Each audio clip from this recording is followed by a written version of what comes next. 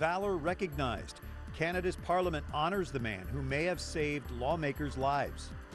Being prepared. As top European leaders discuss the Ebola threat, U.S. first responders show their readiness. Little Dancer. The tale of a poverty-stricken ballerina, once forgotten, now famous, comes to a national stage. And images of a saint. Retired Vatican photographer Arturo Mari reflects on life alongside St. John Paul II. Those stories and more on EWTN News Nightly for Thursday, October 23rd, 2014.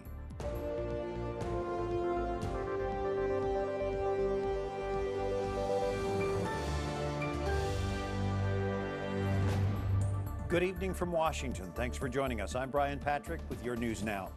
Canadian law enforcement remains on high alert tonight with stepped-up security at government buildings nationwide. This after a gunman killed a soldier, then went on a shooting spree in Canada's Parliament building yesterday. Wyatt Goolsbee reports tonight from the Canadian Embassy here in Washington. Wyatt? Brian, the Canadian Embassy here in Washington is back open after a lockdown last night, but there's an increase in security at Canadian government buildings like the one behind me. Canada's Prime Minister is calling the two separate attacks against his country this week acts of terrorism. Members of Canada's House of Commons honor 58-year-old Kevin Vickers, the sergeant-at-arms, for shooting an apparent lone gunman who opened fire just feet away from government caucus rooms Wednesday. Earlier, the same shooter killed a soldier guarding the National War Memorial in Ottawa. Today, Canadian Prime Minister Stephen Harper laid a wreath where that soldier, Corporal Nathan Cirillo, was shot. Intelligence officials are still piecing together the events that led the suspected gunman, Michael Zihaf-Bibo, to go on the rampage. Police are investigating possible ties to radical Islam, but at this point have found no specific links to any terrorist groups. Today, White House officials voiced their concern, saying it's important to stay vigilant against lone attackers. The president himself has identified the risk of a lone wolf terrorist as something that is significant. And this is something the president talked about before this incident in Canada. Meanwhile, the Ottawa police chief says law enforcement has increased their presence. He says the threat level has gone up from low to medium. But despite the threat, Harper insists his nation will not be intimidated. We will be vigilant, but we will not run scared. We will be prudent, but we will not panic. And as for the business of government, well, here we are in our seats, in our chamber, in the very heart of our democracy, and our work goes on. We've also learned the U.S. is warning patrol agents on Canada's border to be on high alert after Wednesday's shootings. But at this point, officials say so far there is no evidence to show that the shooting in Ottawa has any connection on any direct threat posed to the United States. Brian? All right, from the Canadian Embassy in Washington, Wyatt Goolsbee. And as Wyatt just reported, the man killed in yesterday's attack in Ottawa was Corporal Nathan Cirillo. He was a Canadian Army reservist who was naturally intimidating by his size, but he was described as a great guy with an even bigger heart. Friends and family remember his smile, his love of dogs, always trying to make others laugh. His Instagram page reveals he leaves behind a son who just started kindergarten earlier this fall. Meanwhile, the parents of Michael Zihaf-Bibo, the man accused of killing a soldier at the Ottawa War Memorial yesterday, issued a statement to the Associated Press today. On behalf of her husband and herself, Zihaf-Bibo's mother said in part, "No words can express the sadness we are feeling at this time. We are so sad that a man lost his life. I, his mother, spoke with him last week over lunch. I had not seen him for over 5 years before that, so I have very little insight to offer." Some of the other stories our EWTN News Nightly team has been covering in today's world. A Maryland man is the latest to scale the fence around the White House. 23-year-old Dominic Adesanya was quickly stopped and arrested on the North Lawn. The Secret Service says he was unarmed, but he punched two of the guard dogs that helped stop him. Adesanya has been charged with trespassing around the White House before. He is now in custody of U.S. Marshals on other outstanding warrants. A judge ordering a mental evaluation also for Omar Gonzalez, the last man to jump the fence in September. He got inside the White House. The U.S. Treasury Department is now confirming intelligence agency suspicions that Islamic State militants are generating about $1 million a day in black market oil sales. Treasury Undersecretary for Terrorism and Financial Intelligence, David Cohen, said the Islamic State also brought in at least $20 million in ransom payments this year. Other funding sources include wealthy donors, extortion, and overtly criminal activity such as bank robbery. Pope Francis is condemning the use of black sites, or what's known as extraordinary rendition, in the war on terror. That term describes a tactic the U.S. repeatedly used after 9/11 with terror suspects. Francis urged the international community to stop the practice. He says it's an abuse for countries to allow people to be kidnapped on their soil, then transferred to torture sites. Francis also called life prison terms hidden death sentences. The Pope says the dignity of each human must prevail and be respected. The Pope's comments came today at a Law and Order conference. Chicago's incoming Archbishop is choosing, like Pope Francis, to live more moderately.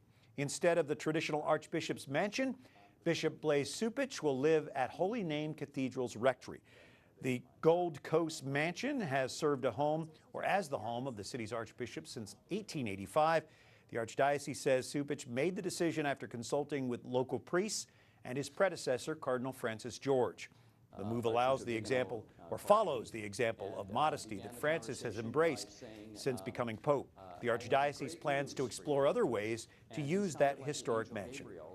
Good news tonight. Answered prayers for Nina Pham, the Texas nurse being treated for Ebola. She's been upgraded from fair to good condition. And her dog Bentley has just tested negative for the Ebola virus. The CDC says there have been no reports of dogs or cats becoming sick with Ebola. Bentley will complete the 21-day quarantine process and be tested again before being cleared. Pham is being treated at a special NIH clinical studies unit in Maryland. She says she is grateful for everyone's concern and well wishes.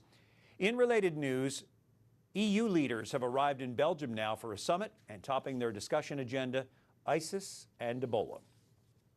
Here in the U.S., Ebola response teams are on standby. They're ready to rush to any city where a new case pops up. President Obama compares these CDC squads to SWAT teams. And while the Ebola virus may be new to the U.S., dealing with danger is nothing new for our first responders.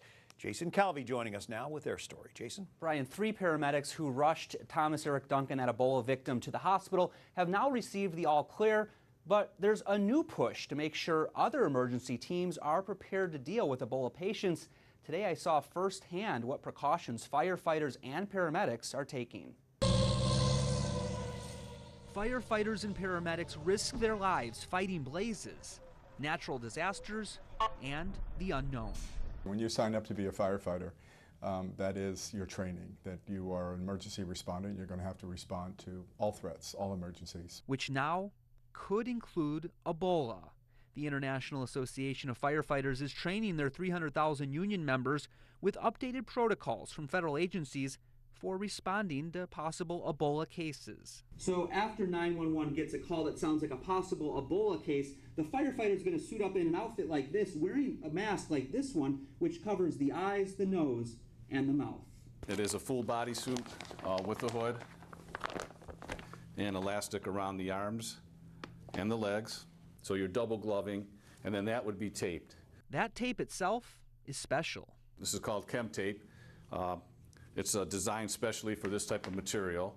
We don't want to use duct tape. Duct tape's too strong. It could rip the material. The union says fire departments across the country are stocking up on protective gear. There is a limited supply, there's a back order on that supply, and it is a big concern for us. All the gear is meant to protect first responders who could come in contact with a possible Ebola patient. We're going with the higher protection because we don't know what we're getting into when we arrive at the scene. Okay. It's an unknown to us. In Washington, Jason Calvi, EWTN News Nightly.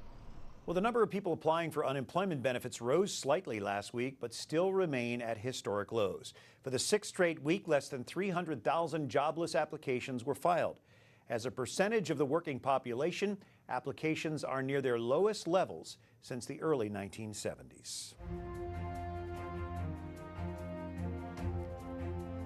Midterms matter as we continue our EWTN News nightly coverage of election 2014. Jarvis Stewart, a political analyst and Democratic strategist, joining us. Do you think the Democrats can retain control of the Senate? You've heard all the predictions. Yeah, it's going to be tough.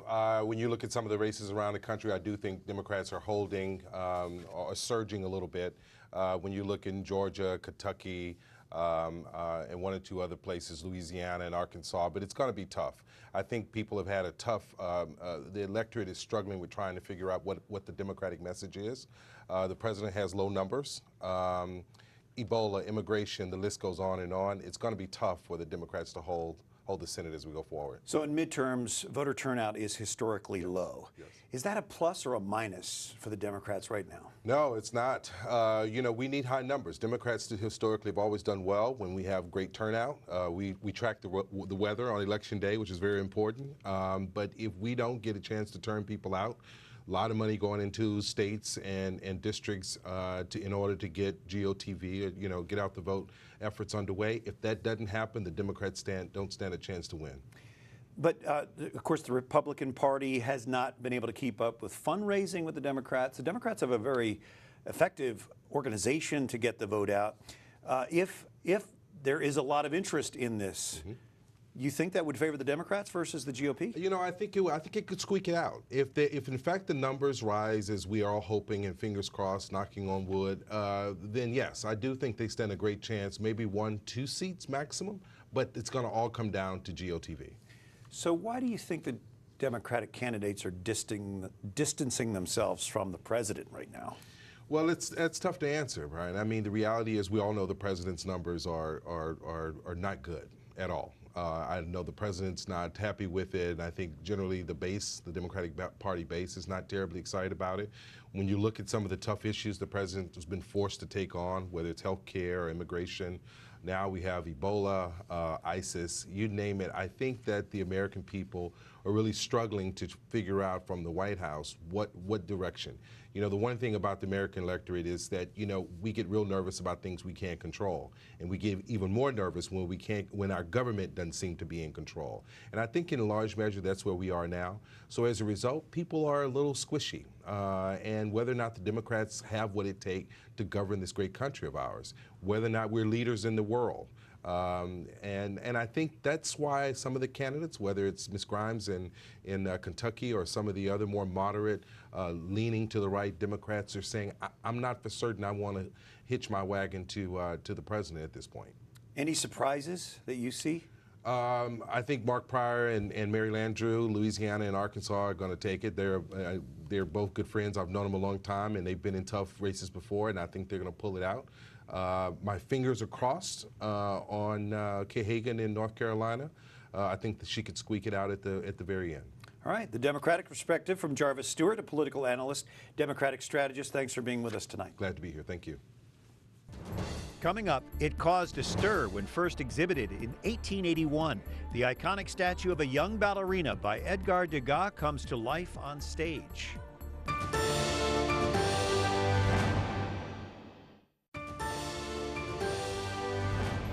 Let's look at the personal Twitter account of Pope Francis. He tweets today, "The family is where we are formed as people. Every family is a brick in the building of society." On this Thursday evening, thank you for joining us. I'm Brian Patrick. We're joined by Dr. Gracie Pozo Christie by satellite from Miami, an advisor to the Catholic Association. Dr. Christie, you work closely with young people with chastity classes. How do you think they view marriage?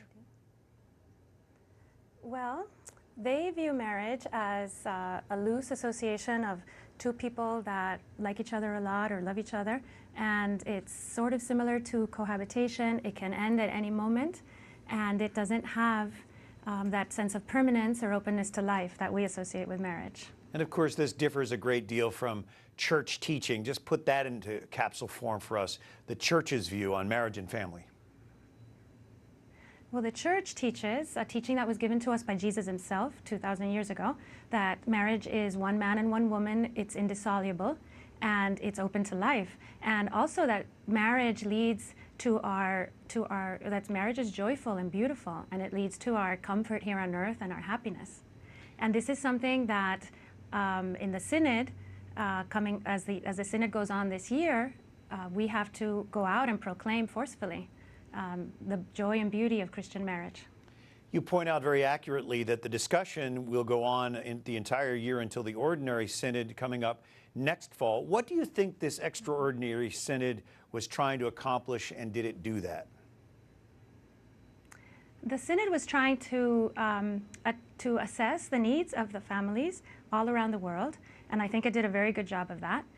With us in Rome, we had, I was in Rome for the Synod, which was wonderful, but we had moments of angst during the Synod because there were times when the discussions seemed to touch on doctrinal issues of marriage, which caused a lot of confusion. And confusion is from the devil, of course.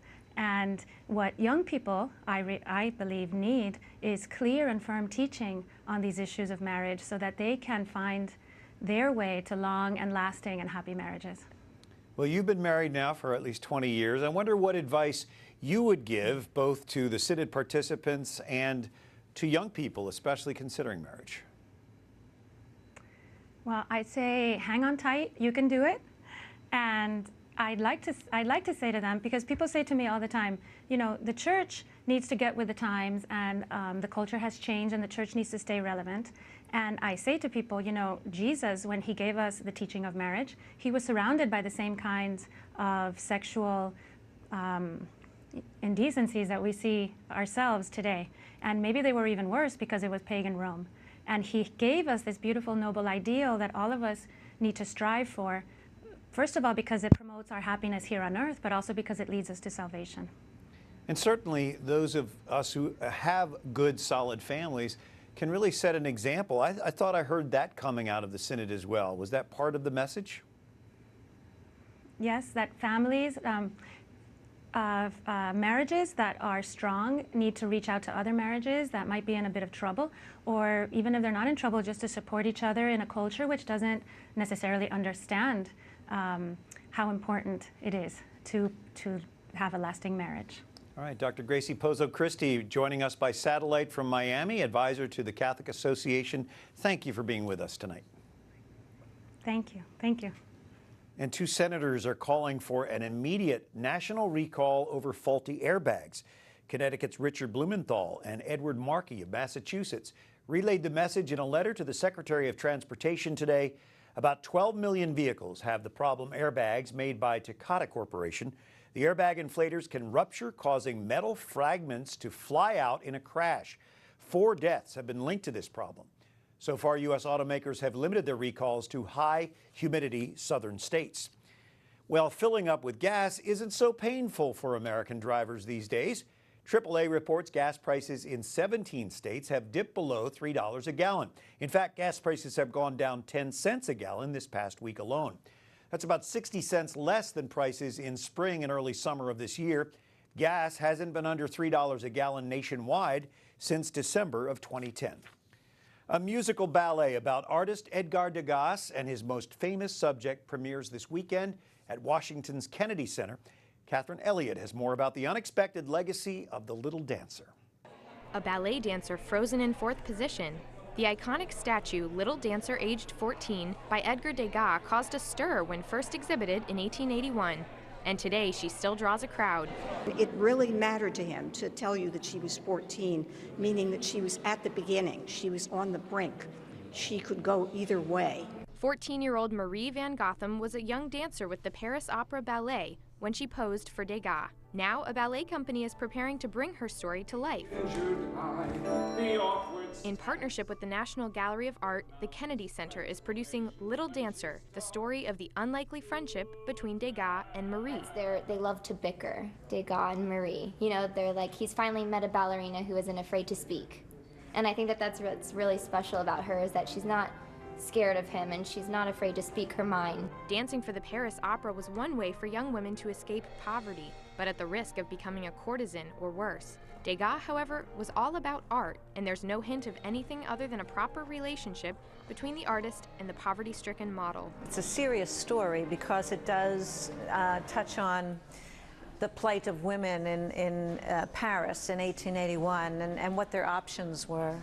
So it does have a very serious tone to it, yet within that, it has the joy of dance.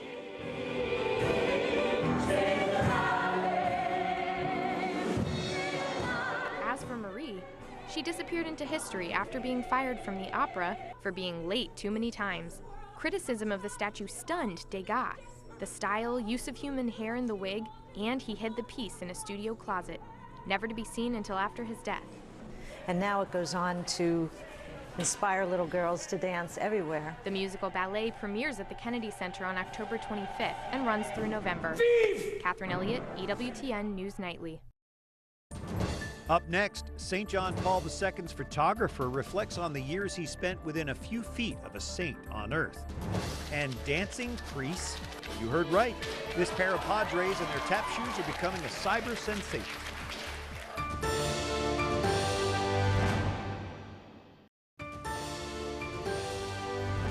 Thursday, October 23rd. Thanks for joining us. Fireworks light up the streets of New Delhi today. Families celebrating the Hindu festival of lights, Diwali.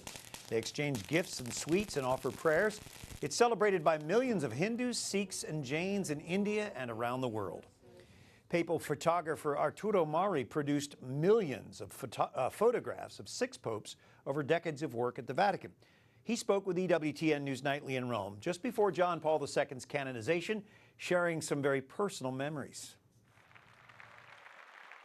In the first place, he was a man, a priest with incredible faith.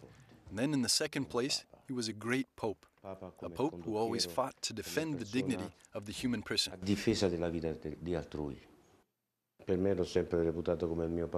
I always thought of him as a father because he always treated me as a son. Not more, not less. He had time to listen to me, to give me advice, to help me. When my son told my wife and I that he was entering the seminary, he explained to me what it meant to be the father of a priest, what I should do, what I shouldn't do.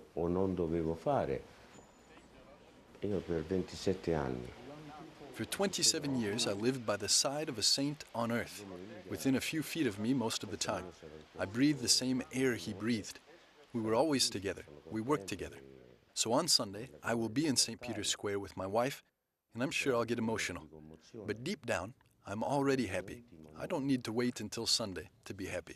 Those reflections from Arturo Mari just before the canonization of St. John Paul II in April. Well, he was the first pope to see the surge of the internet, and yesterday, for his feast day, Twitter did its part to honor St. John Paul II. People worldwide stormed Twitter with the hashtag SaintJP2, we love you. They were honoring the first liturgical feast day of this recently canonized saint. Many tweets featured some of John Paul II's most memorable quotes, things such as, "Be not afraid." And a picture someone tweeted. It shows an aging JP2 and Archbishop Bergoglio, who of course is now Pope Francis. Well, a pair of tap-dancing priests discovered by EWTN Rome Bureau Chief Joan Lewis have become an internet sensation. Meet Fathers David Ryder and John Gibson, graduates of North American College in Rome, a seminary for Catholic priests. The two began performing tap dance shows together in the seminary dining hall. A portrait of Pope Francis looks on with an approving smile.